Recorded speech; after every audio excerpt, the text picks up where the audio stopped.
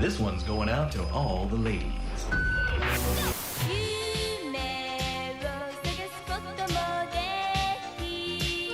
Now, Lee and Sakura must capture them and use the forces of good. So sexual exploitation and capitalism, and then put it in a pink dress, and then you've got magical girl shows. No, not invincible, but it is quick. Yeah, it's a. You can definitely tell the commercialism is ramping up by that point. Modular with magical sounds and spell traps. Or make your own music styles with the Doremi dream spinner. It's a witch, she's mad and green. Meanest witch you've ever seen. You've got a broom and I've got a wand. We've got friendship, we've got a bond. Like magic, watch and see. Magical do-re-mi, like magic. 1, 2, 3, just like magic. You and me. Watch and see. Magical do-re-mi, like magic. Oh, 1, 2, 3, just like magic. We need to talk about something interesting. Pimp yourself. I just Plake, like whatever, I don't care. Okay, you're not famous. Nor do I want to be.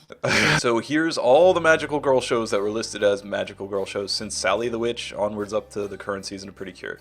First of all, like, there's no Utena here, right? Like, Unforgivable! Unforgivable! Maybe we can bend the rules and put it on there. You and I watched Nanoha, the Nanoha remake films, and I know you had some opinions on a couple of things. You are also my guy for Prisma Illya, which you forced me to watch. Talk to me about the first season of Lyrical Nanoha. boy, well, it's, So you'll never disappoint your mother again, ever. Yeah. I would say it's a pretty important show, mostly because it's kind of like the comeback of Akio Kishimbo, right before he got into Shaft. It made him famous. Definitely, you don't have Madoka Magica or anything Monogatari without. Yeah, you don't have a lot of things. I don't know that it's like good. It's certainly magical girly. It's certainly got good aspects. Yeah, I think it's fine there. That's a good spot. I would put it there. It's got some padding, I feel. It does. Yeah. It's just 12 episodes. Come on. Hit me with A's. I guess it goes on the same one, but it's because it's good. It's less important, right? Yeah. It's just like it's a follow-up better sequel. Yeah. It's a sequel, but it's good. And then Strikers, just down. Content for dedicated viewers. Yeah, it's pretty much that, Yeah, right? Yeah, pretty much. But you are gonna watch it. If you start Nanoha, you're gonna end up watching It's not that. terrible. So, Vivid, Vivid, I just read like a little bit of it. I haven't seen it. Okay. What else do you feel? Vivid Strike. Come on, tell me you've seen Vivid Strike. Yeah, and then she grows really? up. She has a kid, and then the kid is Right. now in a sports show. It's a different genre. Prisma Illya. Hit me with it, Plake. Pull no punches. Dedicated viewers. Okay. Dedicated viewers. I dedicated. I don't know if I actually want to continue watching this. I could just, put it away forever. Peter said, abstain from fleshly lust, which war against the soul. I am in full support of bringing the entire franchise down to not for everyone, despite what my friend has said. If this was a Fate Stay or a Nasuverse tier list, maybe it would be different. No, it would be like there, even lower. Okay. This is pretty obscure, but I have seen Twin Angel Break. That is hella ancillary. It is a kind of traditional show. It is nothing special. What about the Neptunia anime? You've seen that. You're big in Neptunia. Check it out, yo! I did watch it, so yeah, just put it on guard. Spec Ops Asuka. I just had the first episode. That's enough. Yeah. Yep.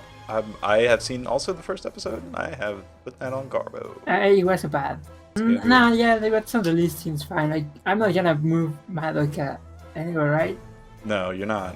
What do you think about Magical Girl Raisin Project? Did you watch it? Yes, ancillary. Yeah, I would also say ancillary. Forgot that.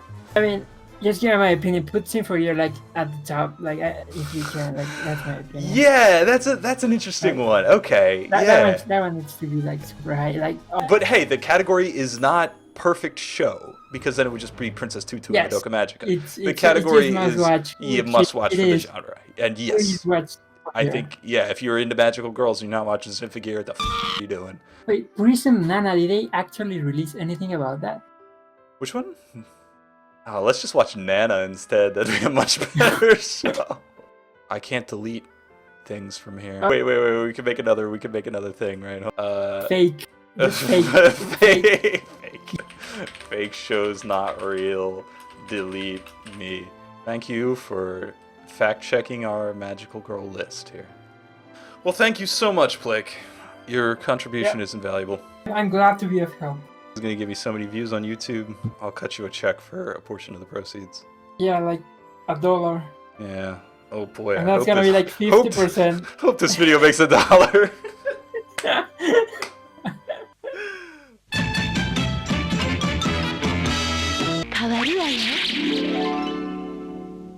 So, ErynCerise of YouTube fame and magical girl historian and researcher. Of sorts. Okay. I don't know if I was off base on that. My research isn't like as thorough as academic research can often go, but there's just so little research that's been done into the genre to its very beginning that by default I'm one of the more heavily researching people in the genre. I wondered, like, why is nobody talking about why these shows are so consistently there? Like, what was the deal with all of these, like, early shows that nobody talks about? So, hit me with Sally the Witch, the first of the magical girl shows chronologically. I guess I should ask to clarify about your must-watch category. Does that mean you must watch a significant amount of it, or at least one episode? That's good. We haven't really defined Because I feel like I feel like people should watch at least one Sally episode, but I don't think anybody needs to watch a ton of Sally. Right. Okay. Why don't we make another tier here? What if we do something a little weird? You need to see at least one episode for historical sake, but that's not a snappy title.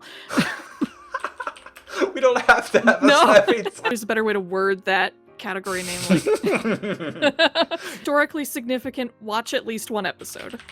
I would also, for that reason, put Akko-chan, the original, in that same category. Okay. Because it's very much in the same kind of vein. Or the first magical girl with a transformation phrase and item. Right. Have you seen the second and third season of Akko-chan? Yes, but it's really cute and enjoyable, and the production value is much higher. It's still, like, if you're not into that style of magical girl show, I wouldn't say it's gonna convert you to it. Gotcha. I would say either good or important, but not both. Would probably be fair. On the one hand, you could read it as it's important because it's one of the first major remakes of one of these old Majoko series. There you go. But it's not necessarily like a huge standout title on its own. What about the 90s version? Definitely less necessary. Okay. I would say ancillary? Yeah, maybe ancillary, bordering on garbage almost. Like, it's mostly just boring. I don't think it would deserve garbage for that reason. Yeah, garbage is pretty bad. It was an early Digipaint show, and it really shows. And it's just not a very interesting take on the material that the other two versions hadn't covered before. Pressing on. What's your pleasure? Is Mahou no Mako-chan on this list anywhere? Yes. This is an interesting case because I love this show, but it is garbage.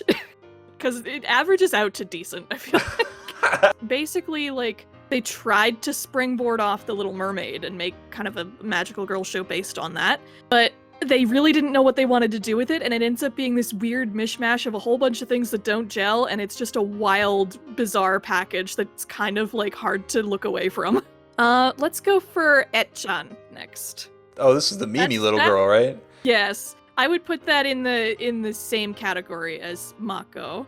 Et-chan herself is a really interesting example of a magical girl, especially like in Shotaro Ishinomori's original manga.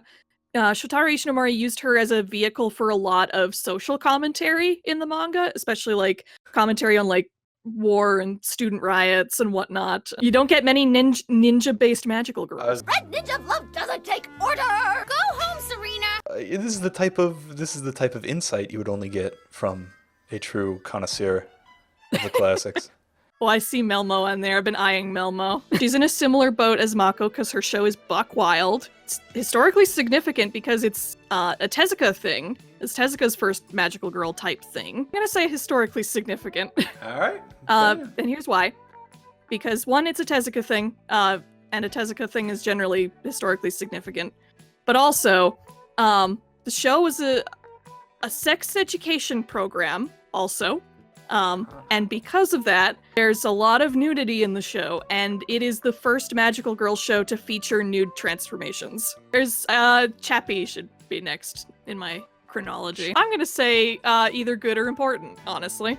It is good. Like, I like it better than Sally, honestly, but it's not important. Like, they tried to remake one of their old formulas, basically, where it wasn't like super successful, and it kind of signaled afterwards that there would be a shift in direction for the genre. And then that shift in direction is seen certainly more in Limit-chan. I would put that in Ancillary, because the show is not great. It's an interesting show to talk about, but the show itself is really a mixed bag, just to be kind. hit me with the Go Nagai and the boobies. Oh my god. I'm a little torn between must watch and very good, very important, because on the one hand, I think it is a must watch just to show the breadth of the genre. Like, not necessarily on the quality of the show. It's an enjoyable show, but just because I feel like it illustrates the different corners to which the genre can take itself. A lot of like really hard to watch content in even the original show in terms of like sexual harassment and assault and like kind of rapey content, and that's not going to be something that everyone must watch for that reason. It was the very first magical girl show that you could call a magical girl show that was explicitly aimed at a male audience, and I think it is a cornerstone anime for that reason. Are there any other versions of Cutie Honey we can add up there, I guess, while we're there? Yushin Cutie Honey, yeah. Very gorgeously animated, and it's kind of fun in a dark sci-fi kind of way. It's also like super triggery in many ways. Put that in decent for dedicated viewers, with the caveat that like dedicated viewers in this sense means like, are you okay with the content? Yes, Cutie Honey F. The best actual Cutie Honey shows, and it's made specifically for a younger audience, so you don't have to worry about as much of that really uncomfortable content that the other versions do. In the grand scheme, not a very important show. It was the show that came after Sailor Moon Stars. That also shows. Did you have any passions about the Imaishi Cutie Honey, or are we good? I'd put it in decent. I think it averages out to decent. Okay. Because there are things that are not great about it, but there's also some things that are amazing about it. Cutie Honey Universe, have you seen that? Oh yeah, I forgot there was the one more Cutie Honey. Throw it in the garbage. It's a not particularly inspired version of Cutie Honey. Claims to be more faithful to the manga and ends up just reproducing all the worst problems of the manga without making up for it in any kind of stylistic way. What about Loon Loon? Tell me about Loon Loon. Its art style is gorgeous. The main character is really appealing. Another quick thing about Loon Loon that's significant is she was one of the first magical girls to make it over to an English-speaking audience in some way. Oh, right. Yeah. Because she had that obscure little, run as Angel. I think it was in Australia or something.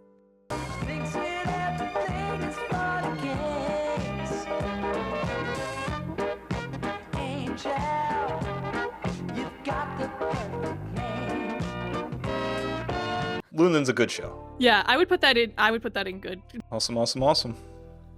Is there anything that you feel passionately about here that's maybe not an older magical girl show? I think Creamy Mommy definitely needs to be in the historically significant category. I would say so, yeah. Or even very good, very important. In terms of 90s shows, speaking again of magical idol shows, I would put Full Moon in the very good, very important category as well. It's a young girl who transforms into an older version of herself to be a singer, kind of like a Creamy Mommy, Fancy Lala type deal. The twist of this one being that in her normal little girl form, she is suffering from throat cancer. And she's going to die in a year. While we're in the P section, I have seen most of Pre-Tier, actually. Ooh, that's Junichi Sato. It's on my to-watch list. Tell me about it. It feels like halfway between decent and ancillary.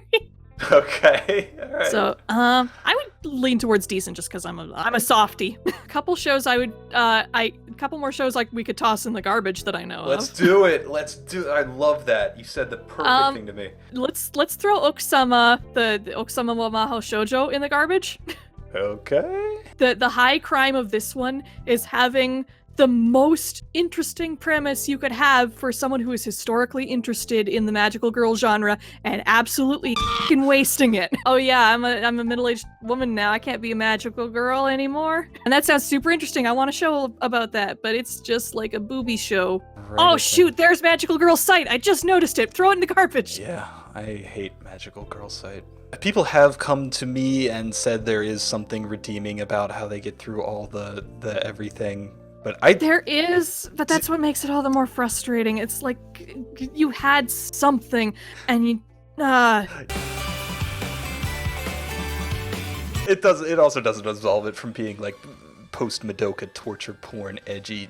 We could probably put Minky Momo in the historically significant watch at least one episode category. Yeah, I do. Although No I worries. guess Tokyo Mew Mew is on there. I was watched gonna ask at about least that one. 13 episodes of that. Oh, then you're qualified to talk about it.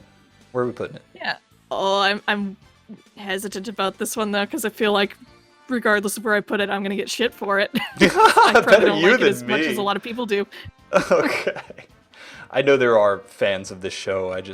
Let's put it in decent. Let's do Because it was a that. fun show. Thank you so much for coming on, for sharing your time with us, and helping this become something that I can make some content out of, and that will help people figure out where to start with Magical Girls. Yeah, glad to be of service. Going into the stream, please. Alrighty. You haven't trained enough yet. Hello, Kachao. Hello, Nia. Members of my group watch, in which we have watched literally every episode of Magical Doremi. We will now be ranking Magical Doremi. Oh, well, Utsuno's Magical Girl Show. That's right. You know, you've really been on my back lately. What's with you? Why do you keep bugging me? And Killer Kill's Magical Girl Show, and Lyrica's Magical Girl Show. And also, yeah, Lala is good. Lala's pretty nice. Lala is good, confirmed. Fancy Lala is good.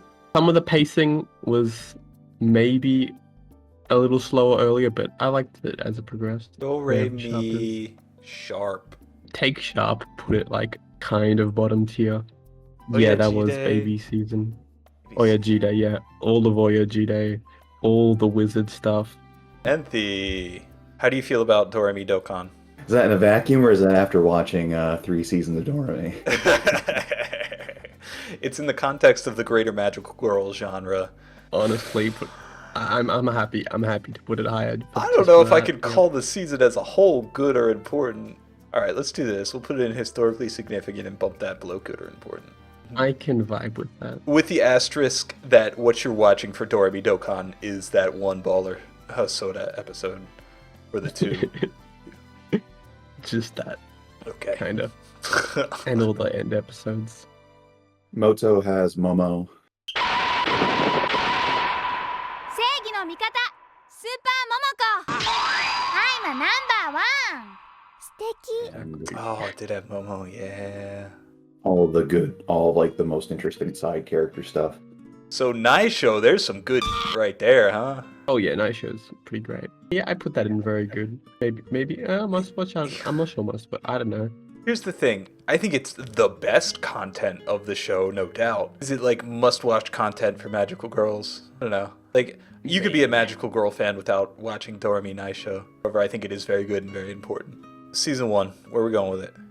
Because all that stuff with Onpu, and that was really good. Yeah. And I don't know, the structure's also really nice with the classmate. I think there's more of an argument for Season 1 being up in this tier than for Moto. Like, Onpu was, I thought that was really well done, but besides that, nothing too much stood out. It's both good and important, but not very good and important. Very important. Right. In the chat, Crown Kingdom is good and important precursor to Doremi. But is it very good? Very important.